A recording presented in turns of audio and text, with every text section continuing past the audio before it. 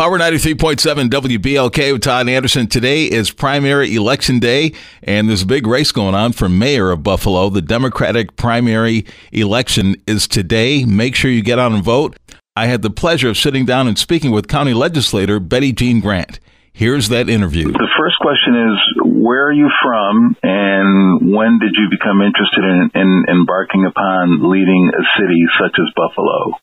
Well, I'm from a little small town near Memphis, Tennessee. I came to Buffalo in 1970. Worked at VA Hospital for a number of years, and then I went into politics. I was a council member at large, elected in 1997, and I served 2 terms. I was elected to the Buffalo Board of Education. I served 2 terms there. And in 2007, I was appointed to the Erie County Legislature representing the 2nd Legislative District.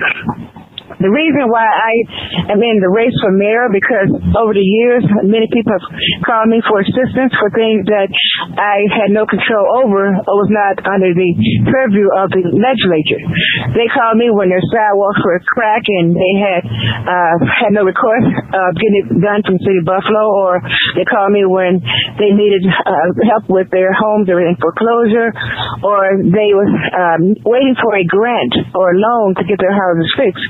And also they called me about losing homes through foreclosure and a fear of gentrification.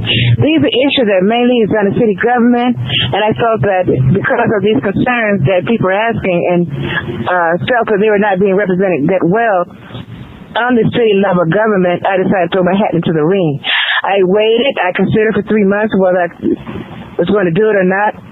And when people knew that I was considering it, they kept calling me, begging me that my voice need to be heard in City Hall, because that's where the resources are to alleviate most of the problems that people calling me with most of the concerns they have expressed. Job training programs, the revitalization of East Side commercial strips like Jefferson Avenue, where I am right now. These are some of the things that they call me asking for help for, and I felt that in order to accomplish this, I could do that as the chief executive of this city. Well, I don't know if you just answered this question, but what is it about Betty Jean Grant that people should know that would motivate them to vote for you in the Democratic primary this coming Tuesday, September 12th? Well, for me, I think that I'm a hard worker, a type A personality. Number 2, I'm honest. I have integrity. I have not, did any backdoor deals that some council members and some elected officials have engaged in. I don't believe in pay for play. I have no political strings attached to me that I'm beholden to the big developers or to other government officials as opposed to people. My biggest access is I've had my cell phone number on my campaign literature and my governmental literature for the last 18 years. If anybody wants to call me, all they do is look at a piece of literature I put out, whether it is a summer guide, a summer fun guide, or whether it is campaign literature. My number is the same, 602-5877. It hasn't changed, and people access to me is 100% because they can call me after hours, they can call me weekends. I don't hide behind office number. I don't hide behind other people's number. This is my direct number. You call that number, my phone will ring in my pocket right now. Okay, and Betty Jean, why are the primaries just as or possibly more important for voters than the actual election?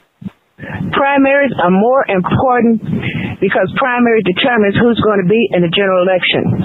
If you got a candidate you believe in that you want to see elected, you cannot wait till November because primaries are just like a basketball tournament. Primaries disqualify those to have one winner going forward. If you think about the quarterfinals in basketball, we have teams competing. Well, the finals, there's only 2 candidates for the finals.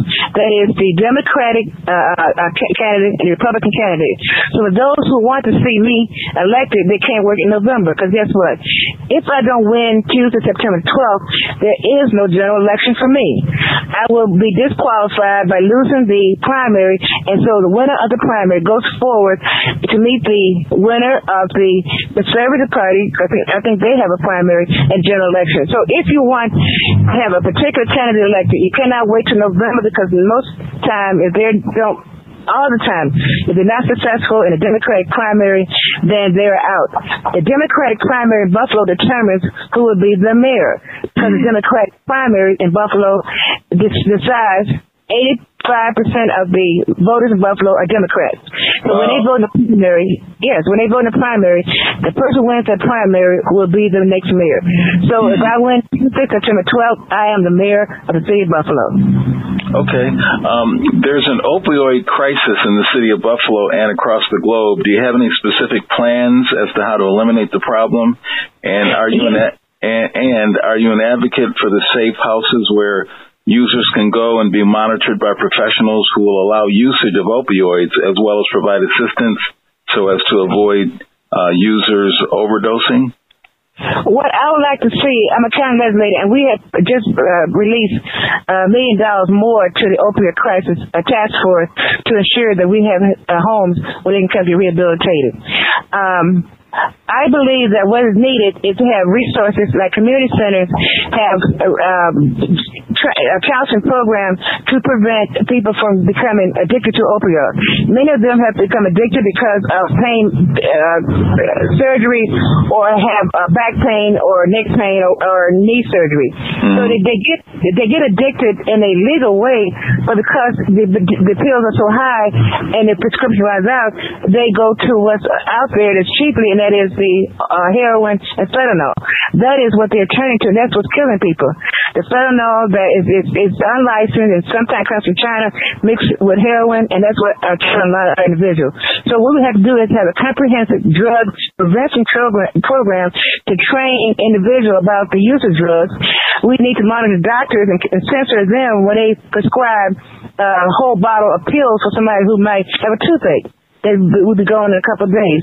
We also got to utilize places like group ministries and other community centers and agencies to ensure that they have walk-in places where somebody who might be addicted come there and get counseling, get advice.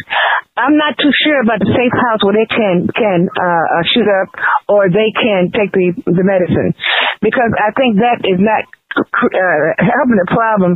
All it is kicking a can down the road. We need to have a comprehensive program where they can go for rehabilitation, where they can go for rehab.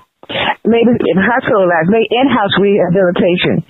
And we need to have programs outside where they feel like they're slipping or they get back to become addicted, they can go for counseling. I think we need to have more places where they can go and get them off of the opiates as opposed to a place where they can go to maintain their addiction. Homicides due to gun violence and lately a rash of hit-and-run accidents have plagued our city. Do you have a plan to put an end to it? You know what? We need to have vigilant. We need to have people who see something, say something, but we need to also have a police commissioner who is extremely dedicated to the solving of these homicides. We have had 33 homicides. I think 33, might be one more, but we've only had 3 cases solved. Our rate of homicide being resolved or solved is the worst in the nation. And I think it comes from the police officer. I think it comes from the commissioner, where we need to have a comprehensive program where we will revitalize the cold case squad, because that cold case squad right now is almost dormant. We need to revitalize that. We need to have individuals not resort to gun violence. I believe some of the hit and runs is just so many of them comes from people driving under the influence. The opioid crisis might be directly connected to the high rate we have of that hit and run, about 3 or 4 fatalities from those who are hitting people and they're not even stopping. They're not stopping because they're probably high on drugs and they don't want to be detected if they're stopped for hitting someone. So I think what we need to do is have extreme vigilance between the police department and community. That needs a better relationship where they need to trust the police and they need to trust the police not to give out their information, their home number, or their names when they do see a crime being committed, because the lack of trust between the police department and the community of Buffalo needs to be better. It needs to be something that we have to work on to ensure that when a person gives information, that their information being held in a confidential nature, and the police and the person will feel safe enough and trust enough to give the information to the police officer. So it's a two-way street, and both the community and the police need to have a better relationship. So we need to increase community police officers. We need to have meetings like I have every first and third Wednesday at the Meriwether Library. I have invited the Buffalo Police to come to the meeting, but because of politics, they have refused to come. So how can a police community protect the community if it's not willing to meet with the community? And that's what's happening right now, with the current administration. And what would you say to any young person and Buffalo youth in general who might be listening right now regarding your focus and interest in them? And then the same question regarding the elderly and the same question applying to parents. I would say to young individuals who are being targeted, especially if they're a minority, they're being targeted with checkpoints because checkpoints are only being done in the community on the east side of Buffalo. Out of 68 checkpoints, 48 happen in the city of Buffalo, which is a disproportionate to other parts of the city. I would tell an individual, just wait, hold on, remain positive. Change is going to come because I will make sure that no parts of Buffalo will be treated differently, that all parts will not be forgotten, and that we will have a government where the senior citizen can get their roof replaced in a timely fashion. Instead of waiting 3 years, they can get it in 90 days, which is the standard in other cities. I would tell the young ones who are standing on street corner, help is on the way. We're going to get job training programs in these community centers. We're going to have open to 9 p.m. every day, and they're going to have GED programs and job training programs. I would tell them, stay in school, because I'm going to put $2 million more into the Buffalo Board of Education to have more vocational schools open. We close all vocational schools like Seneca and Burgard. The money can put in place to open these schools back up so we can have job training program where they can go from high school into a career and a vocation if they choose not to go to college. And Betty Jean, what's the overall message you have for Buffalo, New York regarding the next 4 years if you're elected mayor? My overall message would be to tell people the help is on the way. When I'm mayor, you won't have to wait years to get your street paved, your sidewalks fixed. You won't have to wait years to get a roof fixed where it's leaking on you as you sleep because the city chooses not to process those applications in a timely fashion. Instead of doing it in 90 days, which they can do, they have to wait up to 3 years. I would tell our young youth who are sitting on street corners and looking at other people work that we're going to ensure that anything built in our community with public money, that minorities and women will be working. And I would tell them, too, just don't give up. Go to school, get your GED, because when a job comes to Buffalo, and they are coming, you have to be prepared and you have to qualify. So that's why I'm putting $2 million into the Board of Education fund so they can open community centers, so they can have vocational high school where you can have a job. It's easy to say don't stay on these street corners, but it is hard to find them a place to work where they can make livable wages. Many people are not going to work at McDonald's. They want to make enough money to feed their families, and they cannot do that without the education. So I would tell them that I would provide the opportunity by having job training programs in community centers that open to 9 o'clock, and also would provide a safe haven for our children. So these are things I would do to ensure, and I will hire a new police commissioner and who will do things fairly, because what they're doing now with checkpoints, which are illegal and unconstitutional, is a travesty. I will hire a police commissioner who will obey the law. Okay, and Betty Jean, last question. Who's the best dancer among the three candidates? You know what? For the wobble, Mark and I probably tie, but I know about 27 line dances he doesn't, so I'll say I'm the best. I saw the mayor Soul Train down Jefferson, which I didn't think he knew what Jefferson was, but he was down here a week ago. That's the first time I seen him dance, but I said of three, I'm clearly the best. Okay, well, Betty Jean Grant, thank you very, very, very much for your time, and good luck in this election, this primary, the Democratic primary coming up on Tuesday, September 12th. Is there any last word you want to say to anyone listening? I would say that this city should be led by the best qualified individual.